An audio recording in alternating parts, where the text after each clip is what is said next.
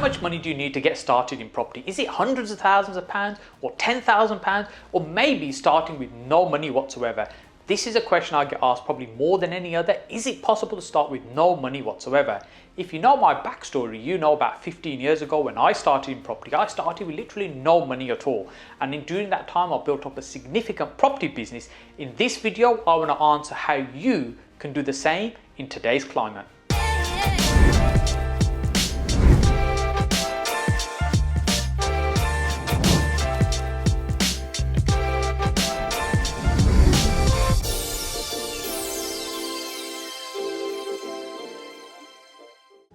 If you're watching my videos for the first time, my name is Saj Hussain, and on this channel I share with you my 15 years of property investing experience to ultimately help you get further faster in your own property investing journey. There is no doubt the more money you start with, the more stronger your position is when you're starting out in property investing. So ultimately, this is not about how much cash you're starting with, but the amount of knowledge you have in the art of structuring property deals. The vast majority of people involved in property or those looking to get started in property know one way to do that, and that's you go along to the local estate agent, you pick a property you like, you put down a 25% or thereabouts as a deposit, you borrow the rest of the money from a bank in the way of a buy-to-let mortgage, and hey presto, you've got yourself a buy-to-let property. And you might do that another 1 or 2 times before you pretty much run out of money. And that's, there's nothing wrong with that, and that's the way most people tend to be involved in property. And some people will use what may be a bit more of an advanced method, where what they will do is they'll go and look for a property where they've got some discount off the current value of the property. So really what they're looking for is something that's below market value.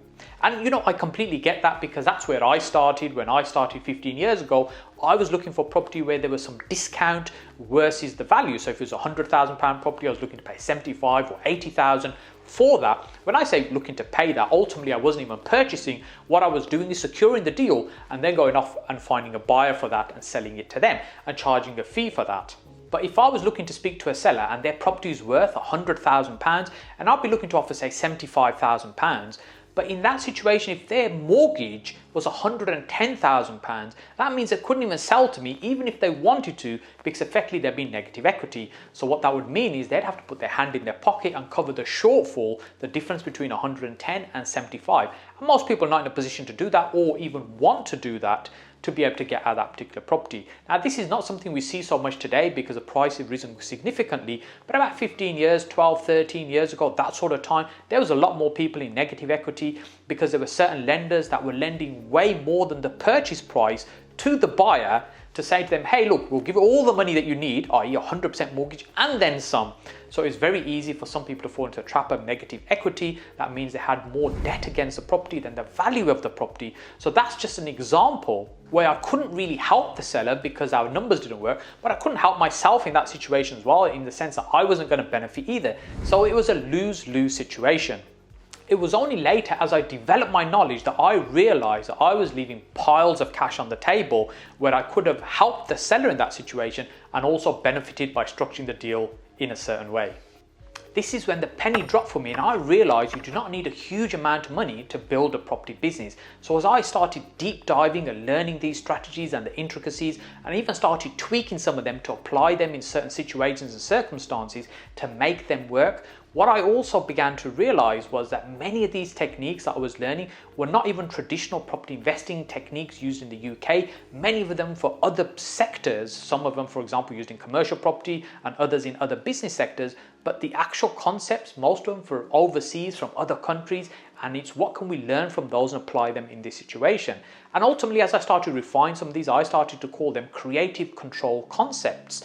And what that means is ultimately what we're doing, we're gaining benefit from an asset without necessarily owning it. This is the first head spin we really need to get our head around, because most people think about property as owning and controlling it by controlling via ownership, as opposed to having control of an asset and then taking the benefit from it without necessarily owning it. Now, sometimes one of the easiest way to think about this is really if you have a property with a mortgage on it from the bank, if you stop paying that mortgage, very quickly you'll realize that the bank have control over that and they can take that from you.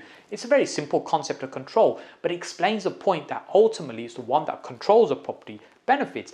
And J.D. Rockefeller had an amazing quote, which is, control everything and own nothing. And this is a person that many people consider possibly the wealthiest person that ever lived. So clearly he had something figured out. In the rest of this video, I want to share with you 5 creative control concepts. Number 1 being option contracts.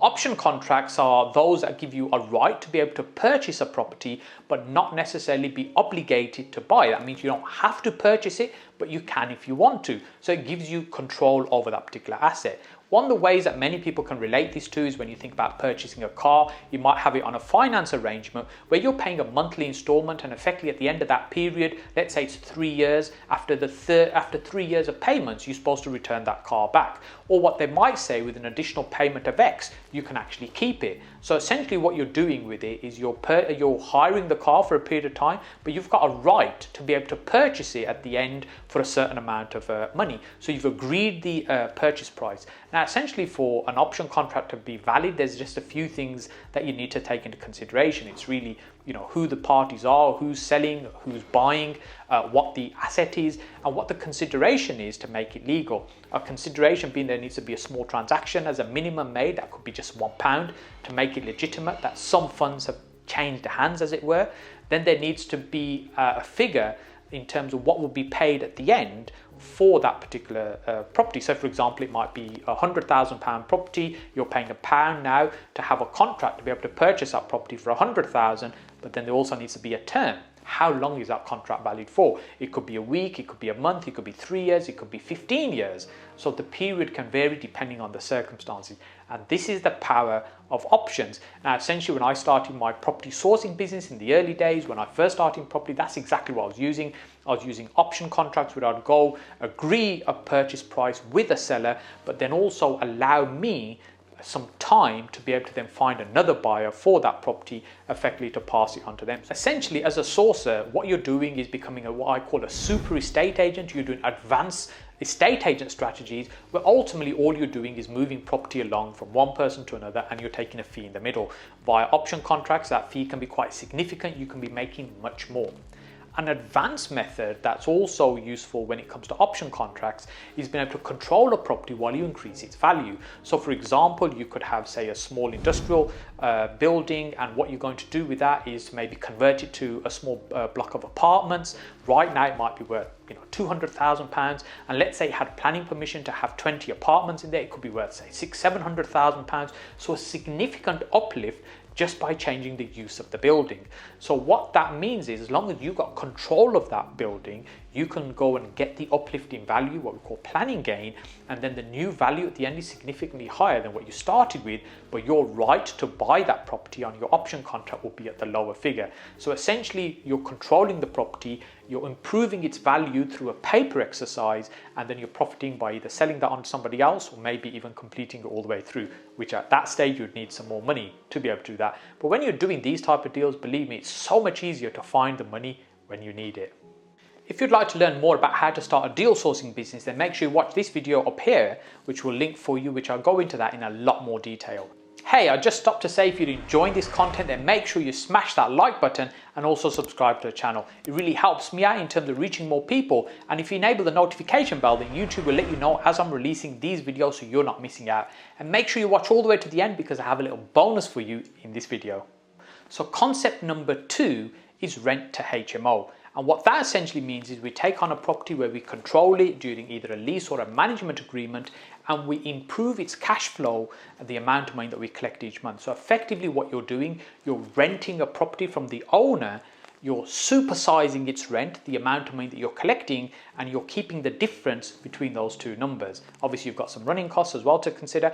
And the way I've done this a number of times, particularly when I was starting out trying to improve my cash flow, one of the things we would do, we would take an existing HMO that maybe become a little bit tired or wasn't working so well because either the landlord was getting lazy or they didn't quite understand how the demographics were changing in that particular market, and they were struggling to let it. So I'd go in and say on a 6-bedroom house and say, hey, look, I'll pay you £1,000 a month for that house, which is less than what you were getting before, but you're not going to have any headaches. I'll take care of everything. You'll get effectively a guaranteed payment each month. And then what I would do, I'd spruce that up, make it much more nice and much more attractive, do a better job at marketing, attracting a newer audience to that property, which is, say, young professionals, which was our core market. And what we would then do is be able to rent those rooms individually, collect the rent, whereas previously the landlord, for instance, might have been letting to a group of students. And what we're now doing is collecting a higher rent. We've got all the running costs we need to deal with, but now we're able to make a profit and still pay the landlord. And on those particular properties, it might have been anything between £500 or £1,000 that we're making on each property each month. It doesn't take too many of those before you start having a very good income just off the back of running and managing those. And if that's a strategy you want to learn more about, then make sure you watch this video up here that will link up here for you, where I explain it in a lot more detail. Concept number 3 is rent to service accommodation. Now, this is slightly different from rent to HMO, where we're taking on a particular property because we're renting it from the owner, and then we're running it as a HMO to improve the cash flow being generated on that house. In this particular example, what we're doing, we're still renting a property from somebody else, the owner, a landlord, but then what we're doing is we're operating as a short-term stay via Airbnb type model, where people are staying for maybe anything from a few days to maybe a few weeks at that property, so improving its income quite significantly. Now, each of these stages, you're having to do more work than if, for example, you would on a single buy-to-let property. You're going to have to do more work to run a HMO, and you're going to have to do even more work to run a service accommodation business, because bear in mind, these are now services that you're providing your guests, the people that stay with you, but your cash flow can be quite significantly higher than it would be as a single let property. And this is how you can make a significant increase. Now, in both of these examples, effectively what you're doing, you're controlling that property for a period of time so that you can rent it out and collect income. And that income needs to be significantly higher than what you're paying the landlord each month. To learn more about setting up and running a service accommodation business, then make sure you click on this video up here to learn more about that particular strategy. The next concept, number 4, is purchase lease options. And purchase lease options can be a little bit different to what we were talking about earlier on. So concept number 1 gave you the right to be able to control a property and be able to purchase it at some point in the future. And number 2 and 3 meant you'd be able to control that property, generally say through a lease over a period of time, while you can improve its income and collect an income off that. But if you combine the two together, effectively the lease and the right to be able to buy, you end up with a purchase lease option. So what you're effectively doing is you're leasing a property for a period of time, and you're bolting on the right to buy, which is what the option agreement gives you, to be able to benefit from both, which is a purchase lease option.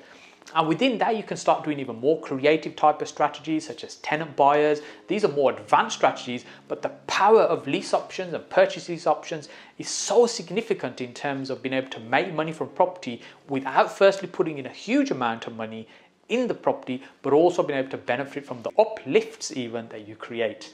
To learn more about purchase lease option, even see the examples that I've done, in fact an example where I made £70,000 out of property I didn't own just by being able to control it using these techniques, then make sure you watch this video that we're just going to link up here for you. And before we get on to the 5th and final concept, because you've watched this far, I'm going to give you a little bonus. In fact, I'm going to share a 6th concept with you right at the end, so make sure you watch the video all the way to the end.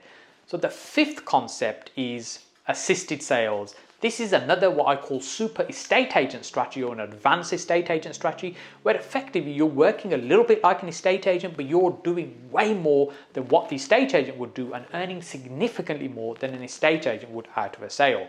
So essentially the way this concept works is what you're able to do is take control of a property, add value to that property and sell it on for a profit. Now, for example, it might be a property someone's struggling to sell because, when people are viewing it, it just doesn't look great. It could be something simple as just sprucing up and make it look nicer and cleaner and decluttered, like the house doctor used to do when I was a kid. We used to watch a program, an American lady would come along and she'd spruce up a house just by making it tidy and decluttered, and hey presto, it'd be much easier to sell. So in the simplest form, that's one sort of process that you would do, just make it look nicer. Another technique would be that you'd go in and maybe improve the decor on that property. You might fit a new kitchen, a bathroom. It all depends on how far you're prepared to go. And of course, at this stage, you're spending some money, but it doesn't necessarily have to be your money. It could even be the owner of the property that's putting some money into this particular deal. But essentially what you're doing is bringing the skill on how to control that property, improve its value, and then be able to sell it for a profit. And remember, you're not the one that's going to list it and market it for sale. You're still going to enlist the help of an estate agent to do that part, but you're bringing the knowledge and the expertise in how to control the property, improve the value, and then being able to market it for a better price. And ultimately what you're doing when it sells for a higher price, you're giving the seller the figure that you'd agreed with them, but what you're doing is getting that uplift that you've created and essentially profiting from that property transaction without putting all the money in. Now, if you want to learn more about these particular type of strategies, I've got a video up here that we'll link into where I explain a lot more detail how assisted sales work. As a thank you for watching this far, I'm going to give you your bonus concept number 6, and this is the one that really added rocket fuel to my property investing strategy over the years. And what this concept is partnering with other people for them to fund your deals. Effectively, either joint venturing or you're using other people's money to be able to leverage your transactions. Because all the things we've been talking about right now, or the different ways to be able to control these properties, what you're able to do is extract profit, whether rental profit, whether it's back-end profit when you sell that particular property, but you're able to make profit from that transaction without even owning it. And let's say you're sourcing and you find these amazing deals like I was doing at the beginning, and I was selling them for 2, 3, 4, maybe £5,000, but there was potentially 50, 60, 80, £100,000 profit that somebody else was going to make from the deal that I'd sourced. But instead of just selling it on for a few £1,000s, let's say you could partner with somebody and they put the money into the deal, and then you're able to complete on that transaction. I purchase it, do whatever needs to be done to extract the back-end profit off that. Now you're making much more than just a few £1,000s off the back of that transaction. And this is the thing, as I said, really added rocket fuel to my business, because it meant I could do so many more deals because there wasn't this panic around how do we find money to find these deals. As I started working with other people and other people started funding the deals, we were able to make more money off each particular property deal that we were doing. In this video, I've just really skimmed over the surface of creative control concept. There's just so many different ways that you can control property and make money from it. It's one of my most favorite strategies. I'm going to be doing a lot more content and training on this. And if it's something you want to learn more about, then make sure you ping me a message on any one of my social media connections, and then we can have a chat about how I can help you be able to use some of these strategies. If you'd like a video on how to use other people's money to be able to grow and leverage your property business, I'm going to do more than just link the video here. What I'm going to do for you is put a playlist over here that you can click on and watch the links to all the videos I mentioned earlier on. So you can go through those at your heart's content and go through individual concepts and how you can use them to build a property business without putting a huge amount of money. And just before you go over to watch all these videos, make sure you click down here on my face to subscribe to the channel if you haven't already, and then I'll go and see you over here on these videos.